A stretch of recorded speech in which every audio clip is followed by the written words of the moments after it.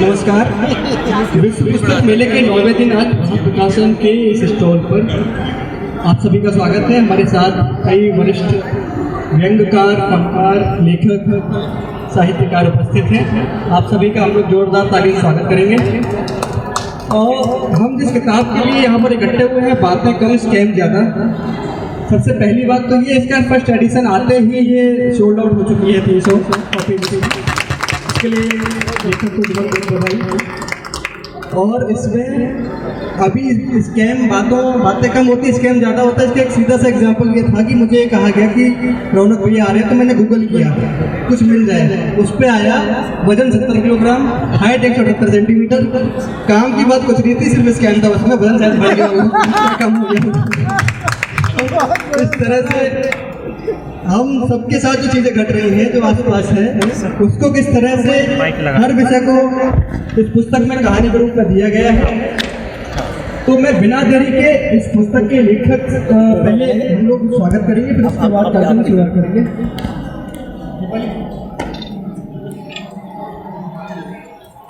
मैं प्रकाशन के श्री कुमार जी से आग्रह करूँगा कि आप पुस्तक देकर सभी अतिथियों का स्वागत करेंगे। बहुत भीड़ है भाई, इतने तो साक्षर लोग नहीं देश में, और ये सब रिकॉर्ड भी हो रहा है।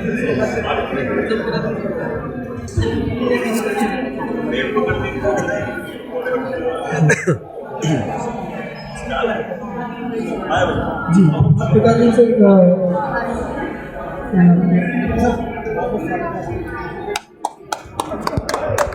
आया हुआ ना, कैसा रहा? हीरो है भाई, वहाँ का रणवीर होता, यहाँ का मैं हूँ। आप यहाँ के रणवीर।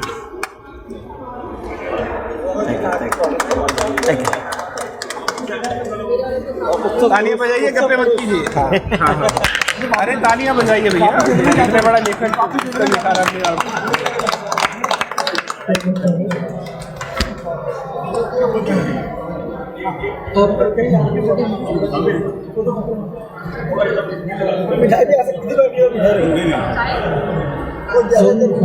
सभी अतिथियों से आग्रह रहेगा कि इस पुस्तक के जिसके लिए हम सभी एकत्रित हुए, इसका विमोचन करते, उसके बाद तक शुरुआत करेंगे।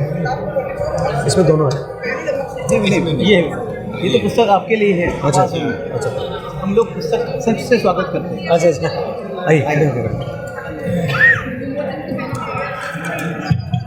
पहले पानी क्यों दिया गया, इसका कारण बताइए। मतलब गला सूखने वाला होगा, विमोचन होते हैं। पहले आने पर पानी भाई साहब पुस्तक निकाल लीजिए, नहीं यहाँ भी स्कैम हो जाएगा, ये भी स्कैम हो जाएगा, स्कैम हो जाएगा। हाँ, बेहतरीन बेहतरीन, वाह, डबल का वेरी थॉट। चलिए फिर से तालियां बजाइए।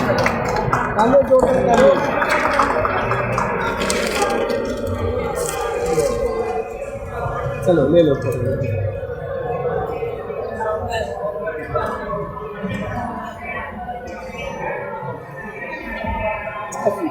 धन्यवाद सभी का। एक बार जोरदार तालियों के साथ हम लोग इस पल को मनाएंगे। मैं पुस्तक के लेखक श्री नीरज मधवार जी से आग्रह करूँगा कि आप पहले अतिथियों का परिचय कराते हुए अपनी बात को, अपनी पुस्तक का भी परिचय करें। बहुत धन्यवाद आप सभी का, जो लोग यहाँ अपनी मर्जी से आए, और बहुत धन्यवाद जिन्हें हमारे बाउंसर पकड़ के लाए बाहर से। नहीं, पीयूष जी कह भी रहे थे कि चलो कैसे आएंगे, मैंने कहा सर कैसे नहीं आएंगे, आप तो बार बार नहीं गए। भी आएंगे, कैसे भी आएंगे। बाउंसर रहते हैं जो अंदर आ गए, उन्हें हम बाहर नहीं जाने दे रहे हैं, जो बाहर जा रहे हैं उन्हें घसीट के अंदर ला रहे हैं। तो बहुत शुक्रिया हमारे बाउंसर्स का और उन लोगों का जो अपने आप आए।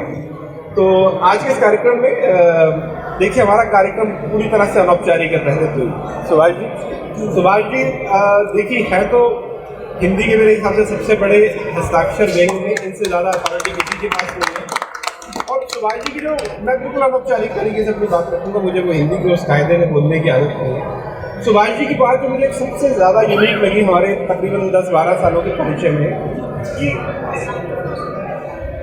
ज़्यादातर सीनियर मैंने देखा किसी भी फील्ड में हो, व्यंग्य में हो, कथा कहानी में हो, या किसी भी फील्ड में, लोग किसी भी अपने जूनियर को तब तक मान्यता नहीं देते, उसको एक्नॉलेज नहीं करते जब तक उनको लगता है कि जूनियर उनके पास चल कर नहीं है, भले ही उस जूनियर का काम कितना देख या समझ क्यों ना हो। सुभाष जी इस मायने में उन विरले लोगों में है, अगर मैं ये कहूँ कि शायद इकलौते शख्स हैं मुझे मेरी एक ज्ञानता है, मैं ये कहूँगा कि मैं शायद कुपड़ हूँ, मैं इनके बारे में ज़्यादा नहीं जानता था उस वक्त, लेकिन इन्होंने खुद आगे बढ़कर नीरज कहा कि मैं तुम्हें हिंदुस्तान में पढ़ता हूँ और ये पढ़ता हूँ, और इन्होंने अप्रिशिएट किया। और फिर जब मैंने इनका काम देखा और इनके बारे में जाना तो मुझे बड़ी शर्म आई, मुझे अपने लिए शर्म आई, लेकिन इनके लिए बड़ी खुशी हुई कि आदमी इस अहदे पर और इस जिसका ये मायार है उसके बावजूद उसमें इतना बड़प्पन है। फिर सुभाष जी का जो सबसे बेहतरीन काम जो मुझे इनका लगता है वो है व्यंग्य का इतिहास। देखिए, किसी भी फील्ड में किसी भी क्रिएटर की अंदर से इच्छा होती है कि वो कुछ रचे। सुभाष जी ने रचा भी, लेकिन उससे बड़ा जो इनका कॉन्ट्रीब्यूशन मुझे व्यंग्य में पर्सनली जो मेरी समझ है वो ये है कि इन्होंने व्यंग्य का इतिहास लिखा। मतलब इन्होंने इस फील्ड के लिए अपने जीवन के न जाने कितने साल बलिदान कर दिए ताकि लोगों को पता लग सके कि इस फील्ड में लोगों ने क्या क्या काम किया। मुझे लगता है कि किसी भी फील्ड में रहकर उस फील्ड के लिए इससे बड़ी तपस्या, इससे बड़ा सेक्रीफाइस आप कुछ नहीं हो सकता कि आप बाकी लोगों का डॉक्यूमेंटेशन करने में अपनी जिंदगी के अपने कीमती वक्त बताएं। शिवाजी हैट्स ऑफ, और ये बात सच में मेरे दिल से निकलती है। और उसमें भी बड़ी बात यह है कि सब शिवाजी जब व्यंग्य का इतिहास फाइनल कर रहे थे तब इन्होंने मुझे बात पूछी कि नीरज, सोशल मीडिया पे जो यंग लोग हैं जो वन लाइनर भी लिखते हैं तो मुझे उनका भी बताओ, मैं उनका नाम भी अपनी किताब में डालना चाहिए। बहुत बढ़िया, क्या शानदार बात है, क्या शानदार ये मतलब ये जेस्चर है। यहाँ पर जो इतना काम करने के बाद भी लोगों को मान्यता नहीं मिल रही, और यहाँ पर एक लड़का जो वन लाइनर भी लिख रहा है उतना बड़ा लेखक, उसको भी मान्यता देना चाहता है। मुझे लग रहा है कि एक लेखक से इंसान कितनी भी बड़ी ऊंचाई की हासिल कर ले, लेकिन इस तरह के विचार और इस तरह की शख्सियत हासिल करना बड़ा मुश्किल है। तो मेरी नज़र में सुभाष चंद्र जी ये है, ये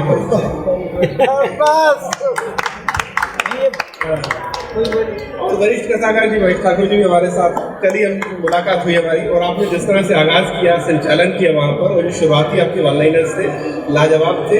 सर का भी बड़प्पन है कि मैंने जैसे कहा कि पूरी तरह अनौपचारिक कार्यक्रम था, ऐसा नहीं था कि कौन मुख्य अतिथि कौन वरिष्ठ अतिथि। मैंने सर को कहा कि सर आप वक्त निकालिएगा। सर बहुत शुक्रिया आपका कि आप इतने मेरे छोटी नोटिस पर यहाँ पर आए, बहुत धन्यवाद आपका। और रौनक भाई, आरजे रौनक, मुझे लगता है आप इनको बहुआ के नाम से जानते हैं।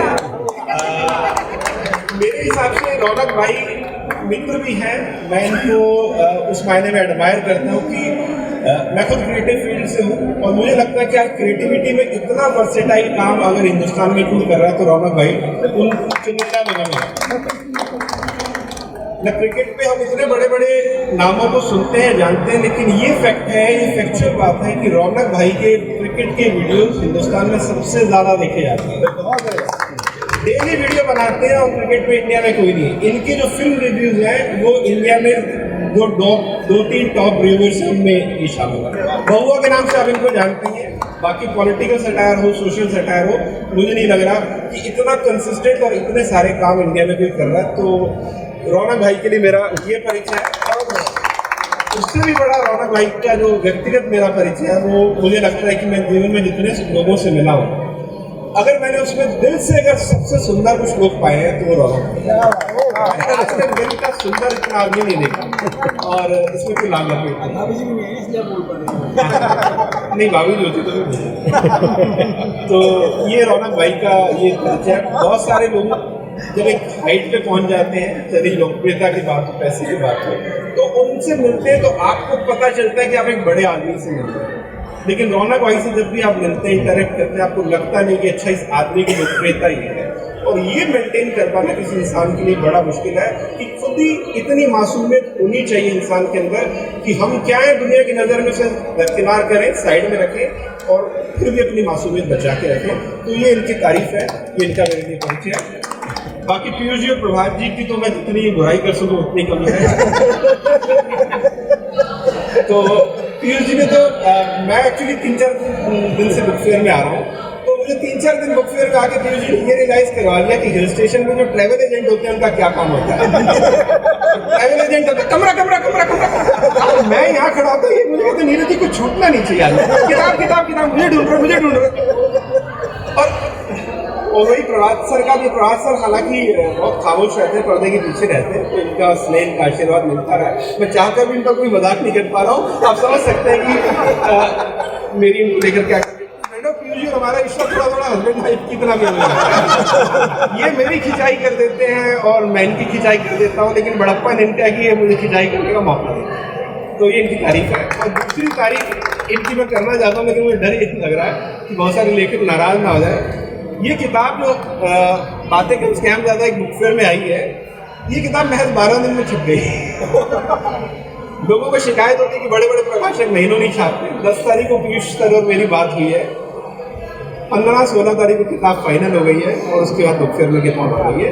तो ये इनका बचपन है, इनका प्यार है, इससे 12 दिन के अंदर इन्होंने मेरी किताब छाप दी, वरना तो प्रकाशक चाहे तो मतलब कितना भी बता सकता है।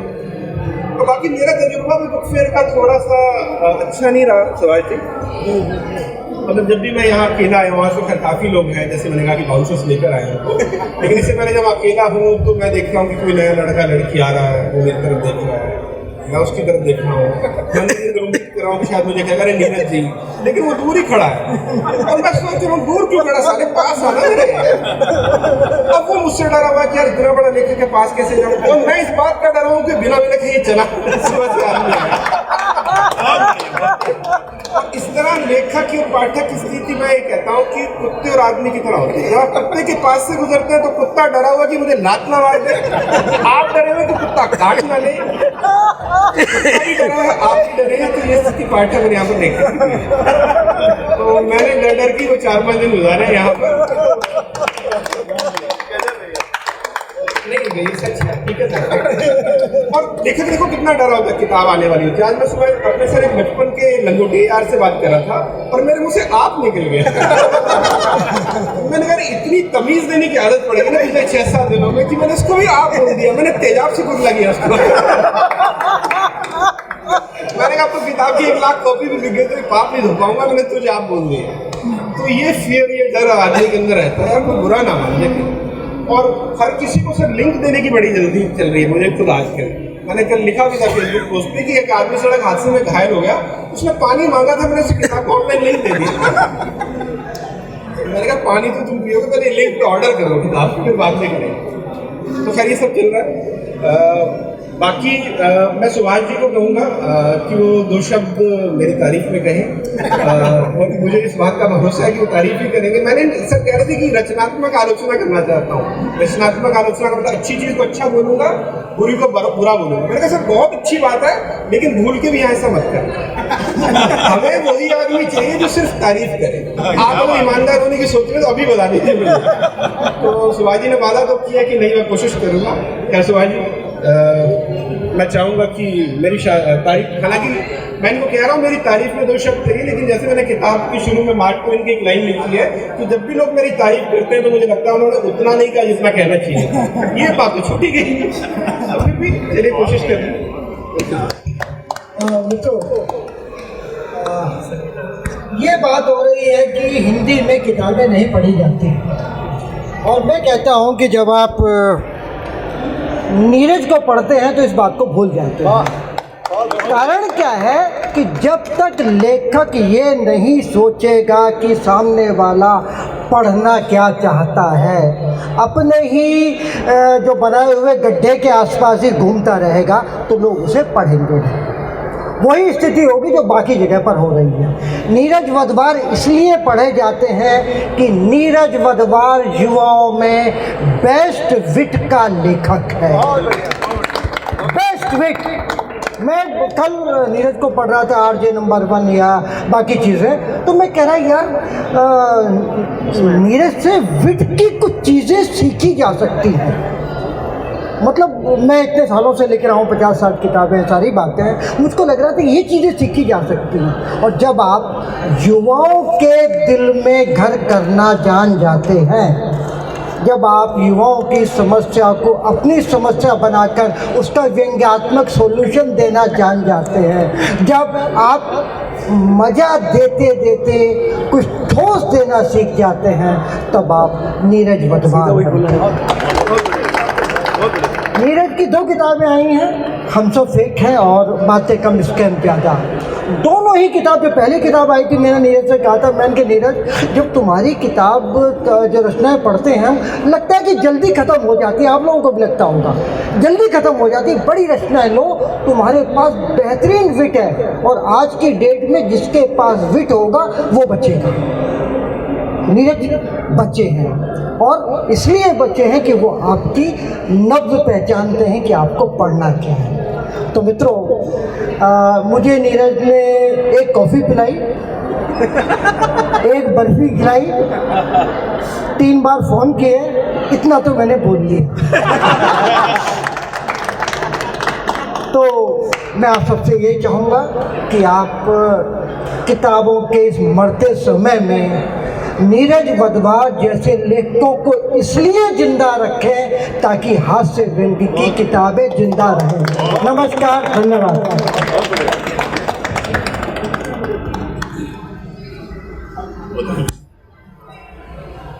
अब सर से आग्रह करूँगा।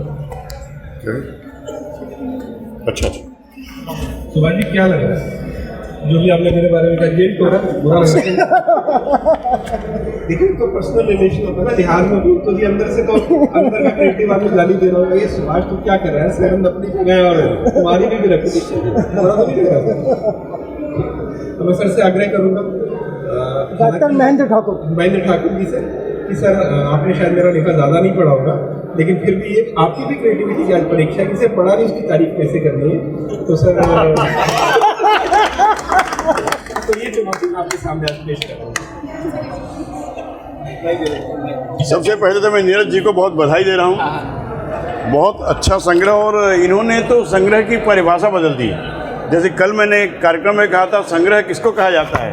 जो लेखक के संग रह जाता है, कहीं बाहर नहीं जाता, कोई खरीदता नहीं, बिकता नहीं, पढ़ता नहीं, वो संग्रह होता है। लेकिन इन्होंने इसकी परिभाषा बदल दी, सुभाष जी ने इसकी परिभाषा बदल दी कि इन्हें संग्रह हो गया। और वास्तव में हम जो पढ़ते हैं, और इनकी बात सुन रहा था मैं तो बड़ा भौचक रह गया कि अरे मेरे से भी ज़्यादा प्रतिभाशाली व्यक्ति कहाँ से आ गया।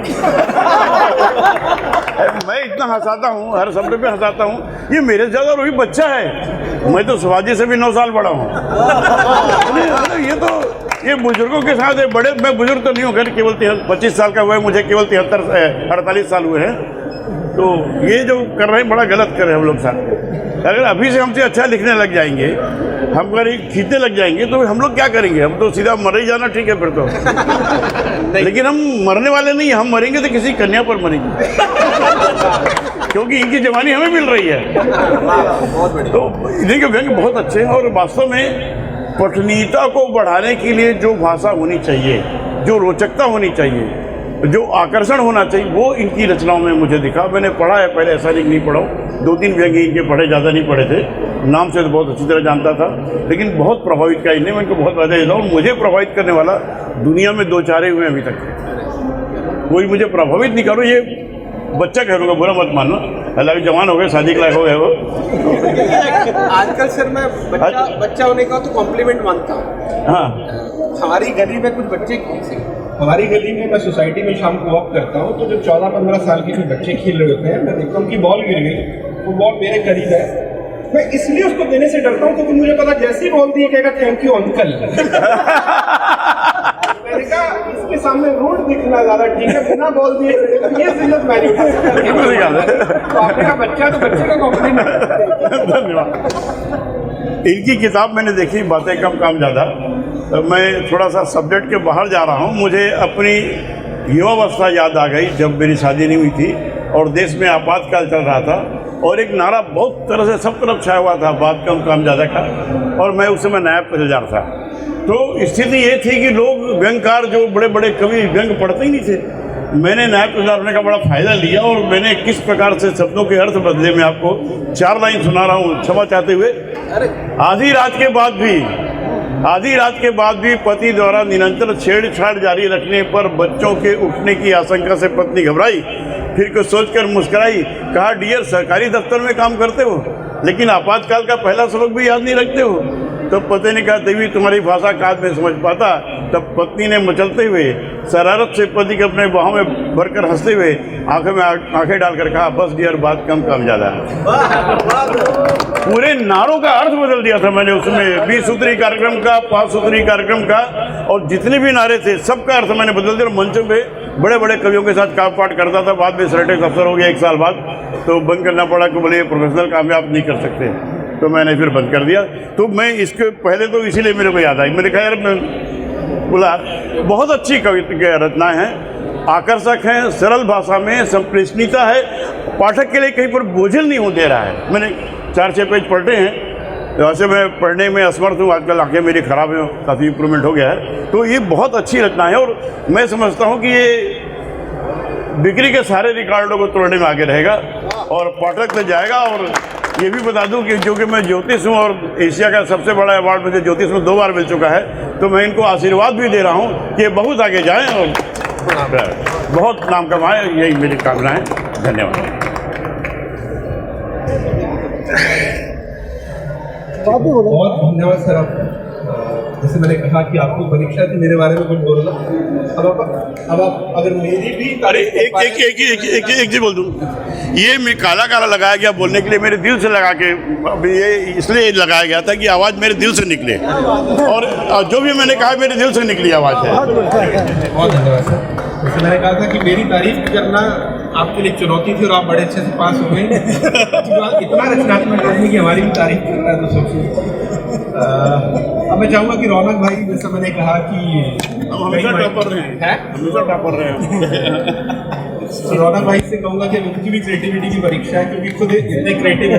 तो वो उन्होंने जो किताब देखी है या पहली किताब पढ़ी है, जितना भी मेरा काम देखा है, उसके बाद कितना मुश्किल बन पड़ रहा है उनके लिए मेरी तारीफ करना, ये खुद ही बताएं। रौनक भाई बहुत बहुत बधाई नीरज भाई, सबसे पहले तो आपको इस नई किताब के लिए। और कोई इतना ज़बरदस्ती बुलाए तो चले जाना चाहिए। एक हद के बाद आप आदमी को अवॉइड नहीं कर सकते, तो पीछे ही पड़ जाता है सर, है ना। तो इससे पहले वाली किताब पे भी मैं इसके लॉन्च पे भी मैं आया था और हालांकि वो वहाँ पर माहौल इतना नहीं था।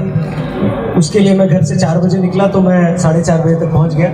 यहाँ पहुँचने के लिए मैं सुबह 10 बजे निकला था, बाहर तो मैं 11 बजे पहुँच गया, यहाँ पहुँचते पहुँचते मुझे 3 बज गए। लेकिन जब मैं यहाँ एंटर कर रहा था नीरज भाई, तब जिस बंधु ने, अनुज ने मुझे यहाँ पे एंट्री में मदद करी, उन्होंने अपना प्रेस कार्ड दिखा के, और फिर मुझे एहसास हुआ कि जो लोग ये कहते हैं कि देश में प्रेस की ताकत ही नहीं है, उसने मुझे 1 किलोमीटर लाइन में खड़े रहने से बचाया। तो सबसे पहले तो उसके लिए धन्यवाद कि प्रेस की ताकत अभी भी बनी हुई है, हालांकि वो उसकी पिछली कंपनी का कार्ड था। हो गया स्कैम, हम सब फेक हैं। और रही दूसरी बात कि इन्होंने कहा कि जिन्हें आप बउआ के नाम से जानते हैं, तो मुझे बहुत दुख होता है कि मेरे होते हुए आप उस व्यक्ति का नाम ले रहे हैं जो इस वक्त आपके सामने नहीं खड़ा है, शायद मेरे अंदर पड़ा है। और अक्सर जब मुझे लोग कम पूछते हैं और बउआ को ज़्यादा पूछते हैं, तो मुझे अन्ना हजारे जैसी फीलिंग आती है। क्योंकि मैं रौनक, मुझसे निकला बउआ ज़्यादा फेमस हो गया। वो अन्ना और आगे की लाइन आप जानते हैं, ठीक है। तो नीरज भाई बहुत अच्छा लिखते हैं, बहुत ज़्यादा अच्छा लिखते हैं। और मुझे अच्छे से याद है कि जो सर ने कहा, मैं मन में तुरंत एक लाइन बैठी कि जिसमें हिट है वही आज के टाइम में हिट है। और ये हिट होने का जो एक सबसे अच्छा प्लेटफॉर्म जिन्होंने यूज़ किया, और मुझे लगता है जो हिंदी पाठक हैं, जो हिंदी पढ़ना चाहते हैं शॉर्ट फॉर्म में, ट्विटर के जरिए उन्होंने सबसे पहले फेमस किया। मुझे अच्छे से याद है 2009, 10 और 11 में जिन्होंने आंधी ले आई अपने वन लाइनर से, और उन्हीं वन लाइनर्स को यूज़ कर करके कई ऐसे लोग भी आगे बढ़े जिनके बारे में इसमें पूरा एक चैप्टर लिखा हुआ है। उस चैप्टर को मैं यहाँ सार्वजनिक रूप से फाड़ना चाहता हूँ, क्योंकि वो रेडियो जॉकीज के ऊपर लिखा गया है। तो प्लीज़ आप उस चैप्टर को इग्नोर करिएगा, क्योंकि वो स्कैम है। बाकी इसमें काम की बहुत सारी बातें, तो मैं भी ज़रूर इसको पढ़ूंगा और इसका रिव्यू भी दूंगा और इसके बारे में और भी लोगों को बताऊंगा। तो आप लोग प्लीज़, आप भी जब यहाँ पर आए हैं तो कोशिश करें कि 1-1, 2-2 लोगों तक पहुँचाएं इस बात को, और सिर्फ सुन के ना जाएं, खरीद के और खरीदवा के भी जाएं। तो नीरज भाई बहुत बहुत धन्यवाद, आप ऐसे ही लिखते रहिए और आगे और भी बुक लॉन्च करें तो थोड़ा और बेटर जगह पे करिए। बिल्कुल, बहुत थैंक यू रौनक भाई। और आप सही कह रहे हैं, एक्चुअली बुक फेयर में बुक लॉन्च करने का एक साफ रीज़न ये भी था कि कहीं इंडिपेंडेंट जगह पे, कहीं कोई ऑडिटोरियम लेके, छोटा स्पेस लेके बुक करने का रीज़न है कि फिर वहाँ आपकी सारी इज्जत लोगों के हाथ में है। अगर वहाँ पर लोग नहीं आए तो बेइज्जती सबको दिख रही है। यहाँ ऑलरेडी 1.5 लाख लोग आया हुआ है। अब जैसे पीछे 20-25 लोग ऐसे हैं जो इनके इस कार्यक्रम से कोई लेना देना नहीं है, लेकिन हम उनको भी काउंट कर लेंगे क्योंकि हमारे लिए आए हैं। तो ये हमारी मजबूरी कम है और सोचे समझा फैसला ज़्यादा है। हाँ, तो शेर में दिख जाती है, वहाँ जो लेखक की औकात दिख जाती है। तो औकात हमें दिखानी नहीं थी। खैर, लेकिन कुछ एक दो बात मैं ज़रूर कहना चाहूँगा। खास तौर पर मुझसे एक सवाल जो लोगों ने पूछा, हालांकि वो सवाल दो ही लोगों ने पूछा, एक तो मेरी बुआ के लड़के ने और एक मौसी के लड़के ने, कि 9 साल बाद क्यों किताब आई, क्योंकि बाकी किसी को परवाह नहीं थी। तो उस पर मैं सर ये कहना चाहूँगा कि 2014 में मैंने किताब लिखी, और मैं इस बात को बताने का सिर्फ एक रीज़न है, वो रीज़न बाद जब मैं खत्म होगी तो क्लियर होगा, कि 2014 में जब ये व्यंग संग्रह आया शिवाजी, तो उसके बाद 2-3 साल लिख तो मैं लगातार ही रहा था। जैसे क्या होता है कि वक्त के साथ आदमी कुछ चीज़ों के लिए मुझे लगता है ओवर ग्रो कर जाता है, आप दूसरी चीज़ों की तरफ भी रुझान हो जाता है। मैं लिखता हर समय ज़रूर हूँ, लेकिन मेरा रुझान जो है दर्शन की तरफ ज़्यादा है, साइकोलॉजी की तरफ ज़्यादा है। तो मुझे मन में कहीं ना कहीं आया कि मुझे ये चीज़ें जो व्यंग की नहीं लिखी, मैं अगला कुछ जीवन दर्शन का कुछ लिखना चाहता हूँ जो मेरे दिल के करीब भी, और इनफैक्ट के बताने में भी जो लोग सोशल मीडिया से जुड़े हैं, कि जब मैं उस पर लिखता हूँ तो शायद उस पर मुझे इससे ज़्यादा रिस्पॉन्स भी मिलता है। तो मैं उस उधेड़पुन में था कि मैं वो लिखूँ ना लिखूँ, और वो चीज़ पर मैंने इतना सोचा, जैसे कहते हैं ना कि आदमी जब ओवर थिंक करता है तो कभी कभी अपने ही विचारों के चक्र में फंस जाता है, और एक जड़ता आ जाती है, और उस जड़ता में आदमी फंस जाता है, आप फ्रीज हो जाते हैं मेंटली, आपको समझ नहीं आता करूँ क्या। और मुझे ये कहने में भी कोई अर्ज नहीं कि एक लेवल आया कि जब मैंने इतना सोच लिया और कुछ कर नहीं पा रहा था, तो मैं थोड़ा डिप्रेशन में भी चला गया। मुझे लगा कि मैं कुछ कर नहीं पा रहा हूँ, सोच तो बहुत पा रहा हूँ। फिर मुझे पहली किताब के वक्त एक इंसिडेंट याद आया जिसने मुझे मोटिवेट किया कि नहीं, आप कोई भी काम करो, उस काम में इतनी संभावना है कि काम अपने आप में बहुत बड़ा है। ह्यूमर सटायर भी अपने आप में बड़ा है, वो ऐसा नहीं कि जीवन दर्शन पर लिखेंगे तो दुनिया आपको कोई बड़ा मानेगी। बहुत सारी प्रतिक्रियाएं फर्स्ट जब पहली किताब आई थी हम सब फेंके के दौरान सर मिली, शायद मैंने आपसे कभी जिक्र पता नहीं किया है, मैं किया हो, इनफैक्ट मैंने कभी किसी से भी जिक्र नहीं किया, लेकिन आज उसकी चर्चा करने का एक कारण है। लखनऊ में मेरी किताब का विमोचन आपको याद होगा, मैंने सितंबर में किया, तो लखनऊ के कुछ दोस्त भी आए, कुछ रेडियो के भी दोस्त थे वो भी आए, तो उसी में मेरी एक मित्र थी, वो एक किताब ले गई अपने एक फ्रेंड के लिए। उनकी फ्रेंड भी मेरे साथ फेसबुक पे कनेक्टेड थी, उन्होंने कहा कि वो भी आना चाहती थी, लेकिन वो अभी प्रेग्नेंट थी, तो इस वजह से वो नहीं आ पाई। ठीक है, तो मैंने उनके लिए शुभकामनाएं लिख दी किताब पर, और भूल गया, उसको कुछ याद करने लायक बात भी नहीं। फिर तकरीबन 2.5-3 महीने बाद मेरे पास उस महिला का मैसेज आया, उन्होंने अपना परिचय दिया, उस घटना का जिक्र किया कि तब आप लखनऊ आए थे, मैं नहीं आ पाई थी, मैं उस दौरान प्रेग्नेंट थी, और मेरा बेबी जो हुआ वो होने के 2-3 दिन बाद ही गुजर गया। मुझे लगता है कि जीवन में किसी भी इंसान के लिए इससे बड़ा दुख नहीं हो सकता कि उसका बच्चा गुजर जाए, एक माँ के लिए इससे बड़ा तकलीफ नहीं हो सकती। फिर उन्होंने लिखा कि मैं 1-1.5 महीने तक रोती रही, भारी डिप्रेशन में थी, मुझे नहीं समझ आ रहा था मैं क्या करूँ। और मैंने सिर्फ 3 दिन पहले आपकी किताब उठाई और उसे पढ़ा, और नीरज जी मैं आपको दिल से धन्यवाद देना चाहती हूँ कि मेरी 1.5 महीने की डिप्रेशन का और इतने बड़े दुख का आपने मुझे उससे लगभग बाहर निकाला। मुझे लगा, जब मैंने उस चीज़ के बारे में 4-5 साल बाद सोचा, मुझे लगा कि अगर मैं हास्य के माध्यम से या हास्य व्यंग के माध्यम से एक इंसान को उसके जीवन के सबसे बड़े दुख से बाहर निकाल सकता हूँ, तो काम छोटा तो नहीं हो सकता। और जिस वक्त मैंने इस चीज़ को रियलाइज़ किया तो मुझे लगा कि मैं कुछ और तो बाद में करूँगा, पहले मेरे पास अगर कुछ रचनाएँ हैं जिन्हें मैं सजा सकता हूँ, संवार सकता हूँ, तो उनको मैं सजाऊँगा, संवारूँगा, और एक व्यंग्य संग्रह जरूर लेकर आऊँगा। लेकिन कोशिश यही होगी कि उसमें पाठक सबसे आगे होंगे। मुझे खुद को बौद्धिक साबित नहीं करना, मैं चाहूँगा पढ़ने वाला आदमी है उसको लगे कि मुझे इतनी खुशी है कि एक रचना पढ़ने में मिली है कि मैं सराबोर हो गया उससे। जापानी में कहावत है कि हंसी में बिताया गया वक्त ईश्वर की सोहबत में बिताए गए वक्त के बराबर है। तो मुझे लगता है कि अगर आप किसी को हंसा सकते हैं तो आप ईश्वर का साथ उसको बिता सकते हैं। स्वामी विवेकानंद ने एक दफ़ा कहा था कि जब भी मैं हंसता हूँ तो मुझे लगता है कि मैं ईश्वर के उतना ही करीब चला जाता हूँ। तो हंसी कोई छोटी चीज़ है, हल्की चीज़ नहीं है। बस जब मैंने इस चीज़ को रियलाइज़ किया तकरीबन 6 महीने पहले, तब मैंने सोचा कि नहीं, मैं लिखूँगा, और ये किताब उसी विश्वास से निकली, और उम्मीद है कि आप सभी को अच्छी लगी। Thank you.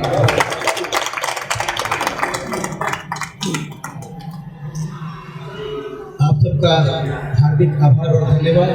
सचमुच हम आभारी हैं आपसे, आप आए और पुस्तक का लोकार्पण किया। डॉक्टर साहब आपका हार्दिक आभार। आप इतने वरिष्ठ लेखक हैं, मैं आपका अभिनंदन करता हूँ। सुभाष जी भाई साहब एक बड़े भाई की तरह हमको स्नेह देते हैं, उनका भी आभार व्यक्त करता हूँ। मोहम्मद जी, हमारा दिन आपके कार्यक्रम से शुरू होता है और आपको सुनना, क्योंकि रौनक जी के बारे में एक बात मैं कहूँगा कि वो विटी तो है ही बट संवेदनशील भी है। जिन विषयों को वो मंच पर उठाते हैं वहाँ पर वो सब हम जानते हैं, वो केवल उसमें विट और ह्यूमर नहीं होता, जो संवेदना है समाज के प्रति उनके सरोकार वो भी उसमें दिखते हैं। इसलिए रौनक जी आपका हार्दिक आभार। नीरज जी इसी प्रकार से स्कैम करते रहिए और ये जो आपका फेकपन जो चल रहा है ये कामयाब होता रहे। लेकिन सर इसमें मैं बस ये कहना चाहूँगा कि जितने स्कैम करने के तो लेखक ने कर लिए, जब रॉयल्टी की बारी आई तो प्रकाशक भी स्कैम ना करें। सुनिए ये जो हिंदी की दुनिया है ना ये सब समझते हैं इसको। अब वो जमाने गए, पुस्तकें पाठक लाइन लगा के अब यहाँ घूम रहे हैं ना भाई, सब देख रहे हैं क्या हो रहा है। सुभाष जी वैसे तो बहुत ज़्यादा जानेगा। 50 पुस्तकें आपकी छप चुकी हैं, इनको बता देना कोने में ले जाके कितनी रॉयल्टी मिली है। तो नीरज जी आपको मेरी हार्दिक शुभकामनाएं, इसी प्रकार जीवन में आप अग्रसर हों और आप सबका भी हार्दिक आभार। देखिए बहुत दूर दूर से नीरज जी की इतनी प्रसिद्धि है, इतनी लोकप्रियता है, बहुत दूर दूर से लोग उनको शुभकामनाएं देने आए हैं। मैं आप सबके प्रति अपना आभार व्यक्त करता हूँ। बहुत बहुत धन्यवाद। नमस्कार।